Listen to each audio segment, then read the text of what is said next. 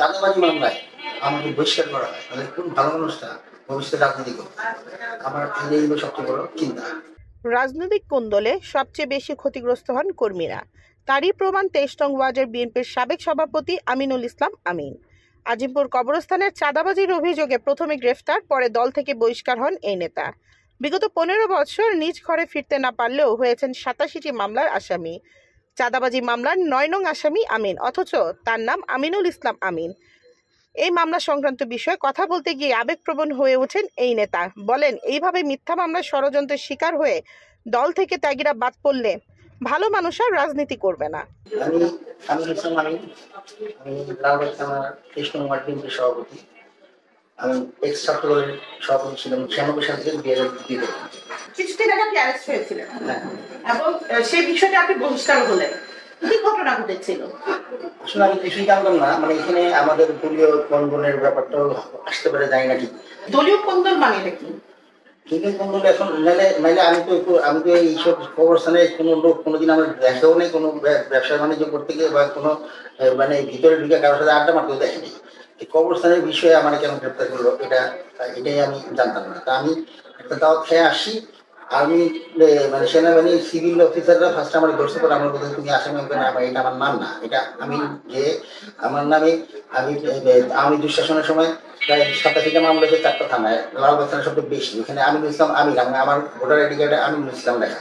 ওখানে সে আমিন পিতা অজ্ঞাত, সাং অজ্ঞাত, থানা জেলা অজ্ঞাত। আমি তো এই ওয়ার্ড বিএনপি সভাপতি, আমার তো সবাই জানে তারা। এরকম করে এইটা তো আমি আসামি কিভাবে দেবো?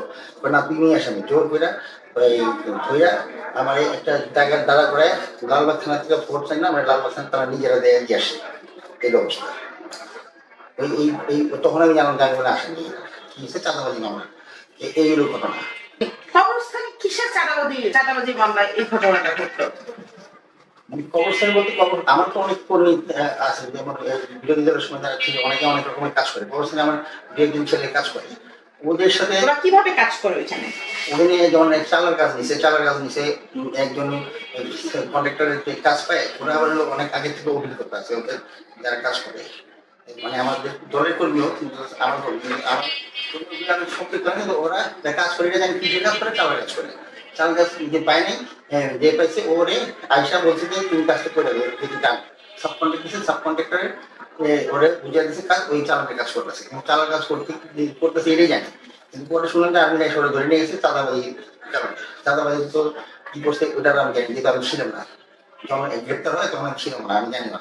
শুনছি যে ওরা এই চাঁদাবাজি মামলা এই যে ছেলে ধরছে, এক নম্বর আসামি করছে আমার কর্মী ছিল, ওই জন্য আমার সঙ্গে ওইটার জন্য দিতে পারছে দিছে। আমার ফোন যেমন আমিনুল ইসলাম, এটা শুধু আমি কি বয়স ৬০। আপনার বয়স কত? আমার 53। কবরস্থান থেকে আপনার বাসার দূরত্ব কতটুকু? একই ওয়ার্ডে? এই যে পাশে ওয়ালের পাশে এক ওয়ার্ড? ওয়ার্ড আলাদা, ২৬ নম্বর ওয়ার্ড করছে, কিন্তু ওইটা শেষ ওয়ার্ড, শেষ সীমানের অবস্থানের ওয়াল। তারপরে আমার ৩০ নম্বর ওয়ার্ড শুরু, কিন্তু আমার বাসাটা ৩০ নম্বর ওয়ার্ড শুরু হয় ওইখানে, ওই বড় অবস্থানের ওয়ার্ডের সাথে আমার। তাহলে সেই কবরস্থান থেকে আশেপাশে সবাই আপনাকে চিনে? হ্যাঁ, ওটা চিনি, ওই এলাকায় চিনি, যেহেতু রাজনীতি করি ছাত্র। লালবাগ থানায় তো আপনার নামে অনেক মামলা আছে। আপনার আওয়ামী দুঃশাসনের মামলা আছে, অন্য কোনো মামলা? মামলা তো আছে। হ্যাঁ, সেই মামলাগুলিতে তো আপনার নাম কি আছে? আমিনুল ইসলাম। কোনটার মধ্যে আমিনুল ইসলাম আমি, কোনটার মধ্যে আমিনুল ইসলাম। পলিটিক্যালি আমি মানে কোনো দিক দিয়ে কোনো মনোক্ষুণ আছে, কোনো সংসদ সদস্য অনেক প্রার্থী আছে, এরকম কেউ হয়তো বা দলীয় কোন্দলে হইতে পারে। কারণ কি আমি কোনোদিন ব্যবসায়ী করি না। আমার ব্যবসা হলো, আমার নিজের লাইসেন্স আছে, নিজের ট্রেড লাইসেন্স আছে, নিজের আপডেট সম্পূর্ণ ইনকাম ট্যাক্স আছে। আমি কিসের ব্যবসা করি, প্লাস আরও একটা ব্যবসা আছে। ওইখানে আমি তো কবরস্থানে কোনো ব্যবসা দিই না। আমার নাম, আমার কোম্পানির নাম হলো এনকে এন্টারপ্রাইজ। এর নামে তো কোনো কোম্পানি কোনো কাজও কবরস্থানে নাই। এইটা কিভাবে দিবে, এটা তো দিলাম না। দলীয় কন্দলের কারণে কি কেউ এইটাতে ইস্যু কইরা উদ্দেশ্যপূর্ণভাবে করছে কিনা, এটা মানে আমার কাছে ওরকম মনে হয়, কিন্তু আমি তো এখন ক্লিয়ার নেই জন্য বলতে পারতেছি না। মানে এইটাই কষ্ট লাগছে যে দল এর জন্য আমি এই লালবাগের মোটামুটি অনেকেই সবাই জানে যে আমি সবচেয়ে বেশি নির্যাতিত। আমি আমার এলাকায় ১৫ দিন এসে থাকতে পারিনি, কোনো সময় শিথিল অবস্থায় ছিল, তখনও আমার প্রশাসন তরফ আছে, প্লাস আওয়ামী লীগের লোকজন আছে। আমার নিজের এলাকায় আমি থাকতে পারিনি ১৫টা বছর। প্লাস সবচেয়ে বেশি মামলা এবং সবচেয়ে বেশি অ্যারেস্ট হয়েছে, ৫ বার অ্যারেস্ট হয়েছি আমি এই আওয়ামী লীগ শাসনের সময়। তা আমি এত বড় ত্যাগ দীক্ষার পরে আমার ব্যাপারটা কেন যে যাচাই বাছাই না করে দিল, এটা খুব কষ্টকারী। যেহেতু তারা নীতি নির্ধারক, তাদের ব্যাপারে তার কোনো কিছু বলা যায় না। মানে আমার খুবই কষ্ট এটা যে কোনো রকমের যাচাই বাছাই না করে আমি বহিষ্কার করলাম। এত বড় মানে ত্যাগ দীক্ষার পরেও এটাই আমার কষ্ট। এছাড়া তো আর স্টুডেন্ট লিডার যার কিছু নেই, বিরুদ্ধে তার কিছু বলা যায় না। আমার কষ্টটা বললাম, আমার বিরুদ্ধে 87টা মামলা। মানে এই আওয়ামী দুঃশাসনের সময় আমরা এত কষ্ট করছি, 87টা মামলা দিয়েছি। এই মামলা সময় যদি আমি যদি এরকম মানে পার্টি নির্দেশ মান্য করে আমি দলীয় কর্মসূচি সময় অ্যাক্টিভ ছিলাম, এটা লালবাগ থানার ছাত্রদল যুবদল সবাই জানি।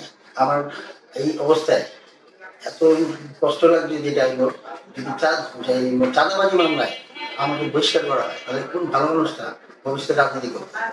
আমার এই হলো সবচেয়ে বড় চিন্তা। কারণ আমরা তো চাঁদাবাজি মামলা খাওয়ার জন্য তো রাজনীতি করতে আসিনি। আমরা অবশ্যই দেশের সমাজে ভালো কাজ করতে আসি।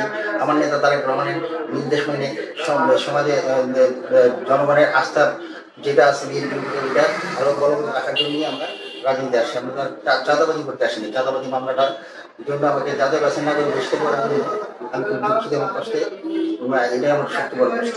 আমি মোহাম্মদ আনাম মিয়া, আমি 23 নম্বর ওয়ার্ডের বাসিন্দা। আমার বাবা এক অবস্থায় সাবেক একজন কর্মকর্তা ছিল, কাজ করতো, এবং আমি সেই অধিকারে আমি এখানে গিয়েছিলাম। আর আমি কবর ভাঙার সংক্রান্ত রনি ভাইয়ের মাধ্যমে মানে সাব কন্ট্রাক্ট নিছি। আমি রনি ভাইয়ের প্রতিষ্ঠানটার নাম হচ্ছে কাজী কনস্ট্রাকশন। আমি কাজী কনস্ট্রাকশন থেকে 4 লাখ টাকার বিনিময়ে সাব কন্ট্রাক্ট আনার পরে আমি 151 থেকে শুধু 31 পর্যন্ত একটুকের কাজের জন্য আমাকে 4 লক্ষ টাকার সাথে তার সাথে কথা হয়। সে আমি কবর সমান করে দিয়ে তার কবর থেকে বাঁশ তুলে দিব কিছু, আর জঙ্গল যেগুলো আছে মানে 51 থেকে 33 পর্যন্ত সেই জঙ্গল পরিষ্কার করে দেওয়ার দায়িত্ব ছিল আমার। আমি সেই কাজ করতে গিয়ে আমাকে আর্মি আইনসাই প্রথম অবস্থায় বলে যে তোর নাম কি? আরমান। কত তারিখের ঘটনা এটা? 22 তারিখ। তখন আপনি এখানে কি করতেছিলেন? আমি তখন কাজ করে দিছিলাম। ওইখানে আর্মি অফিসার কেন আসলো সেটা তো আমরা জানি না আমি ওখানে কেন আসলো। আমি এসে বলতেছে যে তোর নাম আরমান। জি স্যার, আমার নাম আরমান। আইসে তারা আমাকে ধরেই মানে উল্টা পাল্টা কইরা মারধর করা শুরু করে। তখন আমি চিৎকার করি, স্যার আমি একজন অসুস্থ রোগী, আমি স্ট্রোক করছি গত মাসে। স্যার আমি এটা সাব কন্ট্রাক্ট সিসারে যেটা কাগজপত্র আছে। সে আমাকে বলতেছে যে আমিন কই? আমিন রে তোরা এখান থেকে কয় টাকা চাঁদা দিস? তা আমি বলছি যে স্যার এখানে আমিন ভাইয়ের কোনো সম্পৃক্ত নাই। এখানে আমরা একটা সাব কন্ট্রাক্ট আছে, আমার কাছে কাগজ আছে, সাব কন্ট্রাক্ট আপনি দেখতে পারেন। কয় না, আমরা জানি তুই এখান থেকে চাঁদা দিস, তোরা এখানে চাঁদাবাজি করস। আর এখানে মানুষ যখন আসে তারা কবরে লোকজনকে তারা 1 টাকার জায়গায় 10 টাকা চাষ। আমরা স্যার আমরা তো কবরে কাজ করি না, আমরা কাজ করি এই যে ভাঙার জন্য আসছি, আমরা চালার জন্য আসছি। 33 থেকে নিয়ে 151 পর্যন্ত এটা আমাদের কন্ট্রাক্ট। এই লেন থেকে আমরা এই পর্যন্তই কাজ করার জন্য অনুমতি পেয়েছি। এরপরে উনি খালি বারবারই আমাকে, শুধু আমাকে না, আমার আরো 2টা ছোট ভাইকে উনি মারছে। মাইরা বলছে যে আমিনের অস্ত্রটা দে। আর আমিন যে চাঁদাবাজি করে এটা আমাদের মুখ থেকে স্বীকারোক্ত করানোর জন্য আমাদেরকে অনেক বেশি টর্চারিং করছে। আপনারা যদি মানে বলেন তাহলে আমার এই কোমরের এই মাথা থেকে নিয়ে পা পর্যন্ত এখনো কালো হয়ে গেছে। কত নম্বর আসামি আপনি? আমি প্রথম 1 নম্বর আসামি। আমার কতজন আসামি? এখানে 9 জন আসামি করছে, যেটা নাকি আমরা 5 জন, আর আমার আরেক ছোট ভাইরে দিছে 6 নম্বর, আরেক ছোট ভাইরে দিছে 7 নম্বর, আরেকজন দিছে 8 নম্বর। এবং ওনারা ওই আমিন ভাইকে অ্যারেস্ট করার জন্য 9 নম্বর আসামি তারা এটা বানাই দিছে। যদি আমিন ভাইয়ের সাথে যদি আমাদের যোগাযোগ থাকতো তাহলে আমিন ভাই 9 নম্বর আসামি হয় না, আমিন ভাই 1-2 আসামি হয়।